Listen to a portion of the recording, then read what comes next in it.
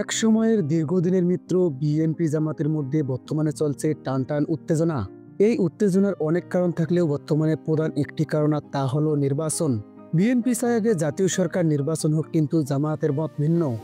জামায়াত চায় আগে স্থানীয় সরকার নির্বাচন হোক, তারপর জাতীয় সরকার নির্বাচন। আর এ নিয়েই শুরু হয়েছে এই দুই দলের মধ্যে চরম উত্তেজনা। যদিও জুলাই আন্দোলনের নেতৃত্বদানকারী বৈষম্যবিরোধী ছাত্র আন্দোলনও চায় আগে স্থানীয় নির্বাচন হোক। এছাড়া বাংলাদেশ পরিসংখ্যান ব্যুরোর জরিপ অনুযায়ী দেশের প্রায় 65% মানুষ আগে স্থানীয় নির্বাচনে মত দিয়েছেন। কিন্তু কোনোভাবেই কেউ কাউকে ছাড় দিতে রাজি নয়। বিএনপির পাশাপাশি এবার জামায়াতও দিলেন কঠোর হুঁশিয়ারি। বাংলাদেশ জামায়াতে ইসলামী সহ বৈষম্যবিরোধী ছাত্র আন্দোলনের নেতারা চান যে কোনো উপায়ে আগে স্থানীয় সরকার নির্বাচন করতে।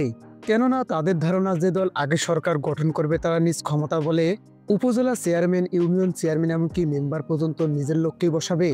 এক কথায়, নিজে মন্ত্রী হব, ভাইকে উপজেলা চেয়ারম্যান বানাবো, আর চাচাকে ইউনিয়ন চেয়ারম্যান সাথে মেম্বার বানাবো। জামায়াতের নেতারা ও বৈষম্য বিরোধী আন্দোলনের নেতারা বলছে, যাই হয়ে যাক না কেন, কোনোভাবে আগে জাতীয় নির্বাচন হতে দেওয়া হবে না। এদিকে বিএনপি বলছে আগে জাতীয় সংসদ নির্বাচন দিতেই হবে, না হলে কঠোর অবস্থানে যাবে তারা। বিএনপির ভারপ্রাপ্ত চেয়ারম্যান তারেক রহমান সহ মহাসচিব মির্জা ফখরুল ইসলাম আলমগীর থেকে শুরু করে জাতীয় নির্বাচনের জন্য যে কোনো পর্যায়ে যেতে প্রস্তুত বিএনপি। প্রয়োজনে সরকারকে টেনে নামাতে দ্বিধা করবে না বিএনপি।